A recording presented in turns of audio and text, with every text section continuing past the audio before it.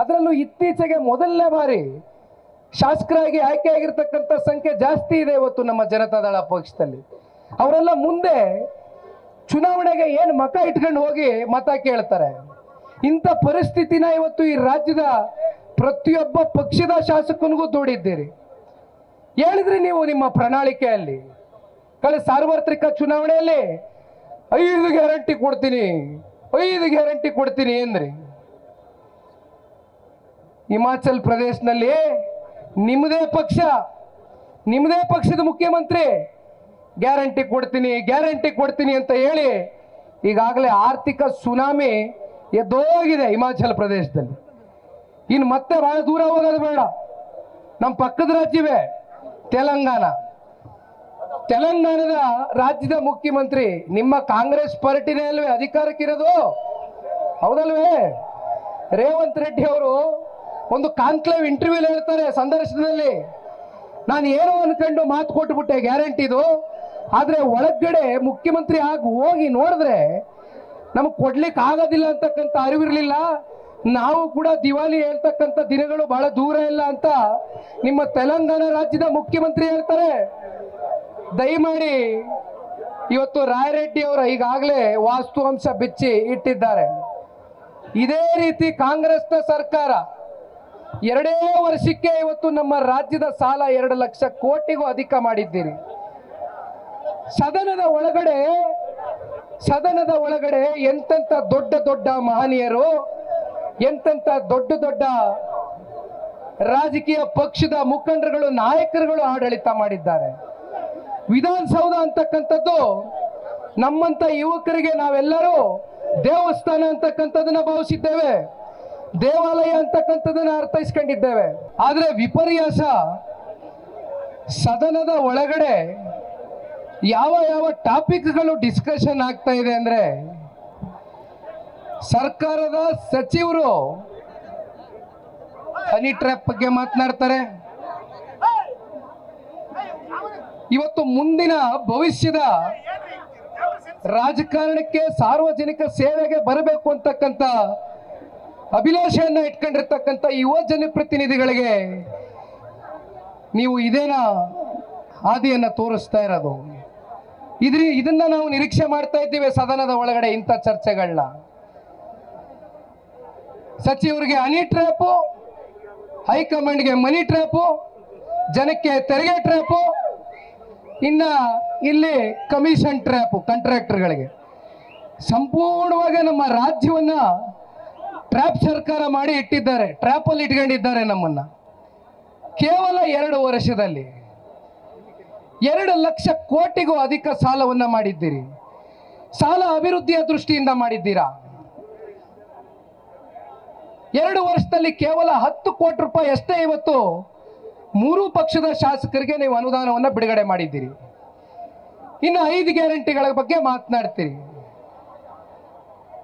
ನೀವು ಕೊಟ್ಟಂತ ಮಾತು, ನಿಮ್ಮ ಪ್ರಣಾಳಿಕೆಯಲ್ಲಿ ನೀವು ಕೊಟ್ಟಂತ ಹೇಳಿಕೆ, ನಾನು ಈಗ ತಾನೇ ಮಾತನಾಡಬೇಕಾದ್ರೆ ಹೇಳ್ತಾ ಇದ್ದೆ, ಹಿಮಾಚಲ್ ಪ್ರದೇಶ ಪರಿಸ್ಥಿತಿ ಏನಾಗಿದೆ, ತೆಲಂಗಾಣ ಪರಿಸ್ಥಿತಿ ಏನಾಗಿದೆ, ಮುಂದೆ ಕರ್ನಾಟಕ ರಾಜ್ಯವನ್ನ ಆರ್ಥಿಕ ಸುನಾಮಿ ಎಬ್ಬಿಸ್ತಕ್ಕಂಥ ದಿನಗಳು ಬಹಳ ದೂರ ಇಲ್ಲ ಅಂತಕ್ಕಂಥದ್ದು ನಮಗೆ ನಿಜಕ್ಕೂ ಕೂಡ ಇವತ್ತು ಚಿಂತನೆ ಇದೆ. ಅದರ ಬಗ್ಗೆ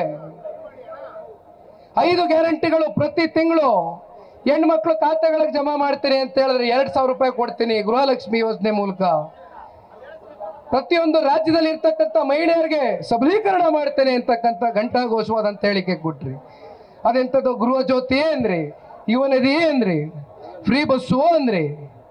ಕೊನೆಗೆ ವರ್ಷಕ್ಕೆ ನಿಮಗೆ 55,000 ಕೋಟಿ ಇವತ್ತು ನೀವು ಹಣಕಾಸನ್ನ ಹೊಂದಿಸಬೇಕಾಗಿದೆ ಗ್ಯಾರಂಟಿಗಳಿಗೆ. ನೀವು 1 ಲಕ್ಷ ಕೋಟಿ ಸಾಲ ಮಾಡಿರ್ತಕ್ಕಂಥದ್ದು ನೀವು ಗ್ಯಾರಂಟಿಗೆ ದುಡ್ಡು ಕೊಡ್ತಿರೋ, ಅಭಿವೃದ್ಧಿಗೆ ದುಡ್ಡು ಕೊಡ್ತಿರೋ, ಅಥವಾ ನಿಮಗೆ ರಾಜ್ಯದ ಅಭಿವೃದ್ಧಿಯ ಪರವಾಗಿ ಯಾವುದೇ ರೀತಿಯಾದಂಥ ನಿಮ್ಮ ಬದ್ಧತೆ, ಕಾಳಜಿ ಯಾವುದೂ ಕೂಡ ನಮ್ಮ ಕಣ್ಣಿಗೆ ಕಾಣ್ತಾ ಇಲ್ಲ. ಅದೇ ಒಂದು ಕಡೆ ಸನ್ಮಾನ್ಯ ಕುಮಾರಣ್ಣ ಅವರು ಈಗ ತಾನೇ ಆಗಮಿಸಿದ್ದಾರೆ, ಮತ್ತೆ ನಾನು ನೆನೆಸ್ಕೊಳ್ಳಿಕ್ಕೆ ಇಷ್ಟಪಡ್ತೇನೆ. ನಿಮ್ಮ ಜೊತೆ 2018ರ ಆ ಸಮ್ಮಿಶ್ರ ಸರ್ಕಾರದ ಒತ್ತಡ ಎಲ್ಲ ನಮ್ಮ ಹಿರಿಯ ಶಾಸಕ ಮಿತ್ರರು ಸಾಕ್ಷಿ ಇದ್ದಾರೆ. ಆ 14 ತಿಂಗಳಲ್ಲಿ ಪ್ರತಿದಿನ ಮಾನಸಿಕವಾಗಿ ಸನ್ಮಾನ್ಯ ಕುಮಾರಣ್ಣ ಅವರಿಗೆ ಚಿತ್ರಹಿಂಸೆ ಕೊಟ್ರಿ. ಆದರೂ ಕೂಡ ಇದನ್ನೆಲ್ಲ ಮೆಟ್ ನಿಂತು ಸನ್ಮಾನ್ಯ ಕುಮಾರಣ್ಣ ಅವರು ರೈತರ ಸಾಲ ಮನ್ನಾ ಮಾಡ್ತೇನೆ ಅಂತ ಮಾತನ್ನ ಕೊಟ್ಟಿದ್ರು. 25,000 ಕೋಟಿಗೂ ಅಧಿಕ ರೈತರ ಸಾಲವನ್ನ ಕೇವಲ 14 ತಿಂಗಳಲ್ಲಿ ಹಣವನ್ನ ಹೊಂದಿಸಿ ಒಂದ್ ಕಡೆ ಅಭಿವೃದ್ಧಿನೂ ಕೂಡ ಸ್ಥಗಿತಗೊಳ್ಳಲಿಲ್ಲ, ಅಭಿವೃದ್ಧಿಗೂ ಕೂಡ ವೇಗ ಕೊಟ್ಟಿದ್ದಾರೆ. ಅವ್ರು ಕೊಟ್ಟಂತ ಮಾತನ್ನು ಕೂಡ ರೈತಾಪಿ ವರ್ಗದ ಎಲ್ಲ ತಂದೆ ತಾಯಂದ್ರ ಪರವಾಗಿ ಉಳಿಸ್ಕೊಂಡಿರ್ತಕ್ಕಂಥ ನಿದರ್ಶನಗಳಿದೆ. ಎಷ್ಟು ತರದ ಅವಮಾನಗಳು ಮಾಡಿದ್ದೀರಿ ಸನ್ಮಾನ್ಯ ಕುಮಾರಣ್ಣ ಅವರಿಗೆ, ಇವೆಲ್ಲ ಮುಂದೆ ಮಾತನಾಡ್ತೇವೆ. ಆದ್ರೆ ಇವತ್ತು ಈ ಒಂದು ಹೋರಾಟಕ್ಕೆ, ಒಂದು ಅಭಿಯಾನಕ್ಕೆ ಏನು ಕಾಲನ್ನ ಇಟ್ಟಿದ್ದೇವೆ. ಈ ಒಂದು ಹೋರಾಟ ಇವತ್ತಿನಿಂದ ಪ್ರಾರಂಭ ಮಾಡಿದ್ದೇವೆ. ಸನ್ಮಾನ್ಯ ಕುಮಾರಣ್ಣ ಅವರು ಈಗಾಗಲೇ ಕಳೆದ ವಾರ ಪತ್ರಿಕಾಗೋಷ್ಠಿಯಲ್ಲಿ ಒಂದು ಮಾತನ್ನು ಹೇಳಿದ್ದಾರೆ. ಯುದ್ಧಕ್ಕೆ ಜನತಾದಳ ಪಕ್ಷ, ಸನ್ಮಾನ್ಯ ಕುಮಾರಣ್ಣ ಅವರ ನೇತೃತ್ವದಲ್ಲಿ ಯುದ್ಧಕ್ಕೆ ಜನತಾದಳ ಪಕ್ಷ ನಾವು ಸಿದ್ಧರಿದ್ದೇವೆ ಅಂತಕ್ಕಂಥದ್ದನ್ನು ಹೇಳಿದ್ದೇವೆ. ಅದಕ್ಕೆ ಕಾರಣ ಯಾವ ರೀತಿ ಕಳೆದ 2 ವರ್ಷದಿಂದ ನಾನು SIT ಬಗ್ಗೆ ಆಗಲಿ, ಲೋಕಾಯುಕ್ತ ಬಗ್ಗೆ ಆಗಲಿ, it is an independent body, ನಾನು ಗೌರವ ಕೊಡ್ತೇನೆ. ಆದರೆ ಯಾವ ರೀತಿ ನೀವು ಸರ್ಕಾರದ ಒಂದು ಒತ್ತಡಕ್ಕೆ SIT ಅನ್ನ ಬಳಸ್ಕೊಳ್ತಾ ಇದ್ದೀರಿ, ಯಾವ ರೀತಿ ನೀವು ಒಬ್ಬರನ್ನ ನಿಂದಿಸಬೇಕು, ತೇಜಾವಧೆ ಮಾಡಬೇಕು ಅಂತಕ್ಕಂಥ ದೃಷ್ಟಿಯಿಂದ ಟಾರ್ಗೆಟ್ ರಾಜಕಾರಣವನ್ನ ಮಾಡ್ತಾ ಇದ್ದೀರಿ. ವಿಷ ಬೀಜವನ್ನ ಬಿತ್ತಿದ್ದೀರಿ ಇವತ್ತು ಕರ್ನಾಟಕ ರಾಜ್ಯದಲ್ಲಿ. ಸನ್ಮಾನ್ಯ ಕುಮಾರಣ್ಣ ಅವರು 2 ಬಾರಿ ಈ ರಾಜ್ಯವನ್ನು ಆಡಳಿತ ಮಾಡಿದ್ದಾರೆ. ನಮ್ಮ ರಾಮನಗರ ಜಿಲ್ಲೆಯಿಂದನೂ ಬಹುತೇಕ ಮುಖಂಡರುಗಳು ಬಂದಿರೋದಾರೆ ಇವತ್ತು. ತಮಗೆ ಗೊತ್ತಿದೆಯೇನ, ಒಂದು ದಿನ ಸನ್ಮಾನ್ಯ ಕುಮಾರಣ್ಣ ಅವರಿಗೆ ಪೊಲೀಸ್ ಸ್ಟೇಷನ್ಗಳಲ್ಲಿ ಅವರು ಶಾಸಕರಿದ್ದಾಗ 4 ಬಾರಿ ಶಾಸಕರಾಗಿ ಆಯ್ಕೆ ಮಾಡಿದ್ದೀರಿ. ರಾಮನಗರ ಕ್ಷೇತ್ರದಲ್ಲಿ ಚನ್ನಪಟ್ಟಣದಲ್ಲಿ 2 ಬಾರಿ ಶಾಸಕರಾಗಿ ಆಯ್ಕೆ ಮಾಡಿದ್ದೀರಿ. ಒಂದು ದಿನ ಪೊಲೀಸ್ ಸ್ಟೇಷನ್ ವಿಚಾರವಾಗಿ ನಾನು ಸಣ್ಣದ್ರಿಂದ ಹೇಳೋದಾದ್ರೆ ಫೋನ್ ಮಾಡಿದಾಗ ಅದು ಏನೋ ನೋಡ್ಕೊಂಡು ಬಿಟ್ಟು ಕಳಿಸಿ, ಯಾವುದೇ ಪಕ್ಷದವ್ರು ಇರಲಿ ಬೇಡ, ಬುದ್ಧಿವಾದ ಹೇಳಿ ಕಳಿಸಿ ಅಂತ ಸನ್ಮಾನ್ಯ ಕುಮಾರಣ್ಣ ಅವರು ಅತ್ಯಂತ ಆರೋಗ್ಯಕರವಾದಂಥ ವಾತಾವರಣವನ್ನು ಸೃಷ್ಟಿ ಮಾಡಿದ್ರು. ಆದರೆ ನೀವೇನು ಮಾಡ್ತಾ ಇದ್ದೀರಿ? ಮುಂದೆ ಇದೇ ರೀತಿ ಇರುತ್ತಾ? ಕಾಲಚಕ್ರ ಉರುಳ್ತಾ ಇರುತ್ತೆ, ತಿರುಗ್ತಾ ಇರುತ್ತೆ. ಇದು ಪ್ರಜಾಪ್ರಭುತ್ವ. ನಿಮ್ಮಲ್ಲಿ ನಿಮಗೆ ನಂಬಿಕೆ ಇದ್ದಿದ್ರೆ, ನಿಮ್ಮ ಸರ್ಕಾರ ನೀವು ಅನ್ಕಂಡ ಮಟ್ಟಕ್ಕೆ ಜನಗಳಿಗೆ ಮುಟ್ಟಿದೆ ನಿಮ್ಮ ಕಾರ್ಯಕ್ರಮಗಳು ಅಂತಕ್ಕಂಥ ವಿಶ್ವಾಸ ಇದ್ದಿದ್ರೆ, ಯಾತಕ್ಕೋಸ್ಕರ ನೀವು ಇನ್ನೂ ಜಿಲ್ಲಾ ಪಂಚಾಯತಿ, ತಾಲೂಕು ಪಂಚಾಯತಿ ಚುನಾವಣೆಗಳು, ಕಾರ್ಪೊರೇಷನ್ ಚುನಾವಣೆಗಳನ್ನ ತಡೆ ಇಟ್ಕೊಂಡಿದ್ದೀರಿ? ನಿಮಗೆ ಗೊತ್ತಿದೆ ನಾಳೆ ಅದರ ದಿಕ್ಸೂಚಿ ಮುಂದಿನ ಸಾರ್ವತ್ರಿಕ ಚುನಾವಣೆಗೆ ಏನಾಗಬಹುದು ಅಂತಕ್ಕಂಥದ್ದು. ಇವೆಲ್ಲದಕ್ಕೂ ಜನ ಉತ್ತರ ಕೊಡ್ತಕ್ಕಂಥ ದಿನ ಬಹಳ ದೂರ ಇಲ್ಲ, ಬಹಳ ದೂರ ಇಲ್ಲ. ಆದರೆ ಒಂದು ಮಾತನ್ನು ಹೇಳ್ತೇನೆ, ಇವತ್ತಿನ ಈ ಒಂದು ಹೋರಾಟ, ಇವತ್ತಿನ ಈ ಒಂದು ಅಭಿಯಾನ ಕೇವಲ 1 ದಿನದ ಹೋರಾಟ, 1 ದಿನದ ಅಭಿಯಾನ ಅಲ್ಲ. ಸನ್ಮಾನ್ಯ ದೇವೇಗೌಡರು ಸಾಹೇಬರು ಜನತಾದಳ ಪಕ್ಷವನ್ನ ಕಟ್ಟಿರ್ತಕ್ಕಂಥದ್ದೇ ಹೋರಾಟದ ಹಿನ್ನೆಲೆಯಲ್ಲಿ ಅತ್ಯಂತ ಬದ್ಧತೆಯಿಂದ ಪ್ರಾಮಾಣಿಕವಾಗಿ ಕಳೆದ 64 ವರ್ಷದ ಸುದೀರ್ಘ ಕಾಲದ ಅವರ ರಾಜಕಾರಣದ ಜೀವನದಲ್ಲಿ ಕೇವಲ 3.5 ವರ್ಷ ಅವಧಿಯಷ್ಟೇ ಅವರು ಅಧಿಕಾರವನ್ನು ನೋಡಿರ್ತಕ್ಕಂಥದ್ದು. ಇನ್ನು ಮಿಕ್ಕ ಸಮಯ ವಿರೋಧ ಪಕ್ಷದಲ್ಲಿ ಕೂತಿದ್ದಾರೆ. ಆಡಳಿತ ಪಕ್ಷ ಎಡುವುದಾಗ ತಿದ್ದಿದ್ದಾರೆ, ಬುದ್ಧಿ ಹೇಳಿದ್ದಾರೆ, ಎಚ್ಚರಿಕೆ ಕೊಟ್ಟಿದ್ದಾರೆ.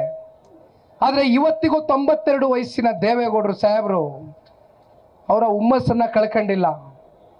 ಆ ಪುಣ್ಯಾತ್ಮ ಇವತ್ತು ಈ ಪಕ್ಷವನ್ನು ಸ್ಥಾಪನೆ ಮಾಡಿದ್ದಾರೆ.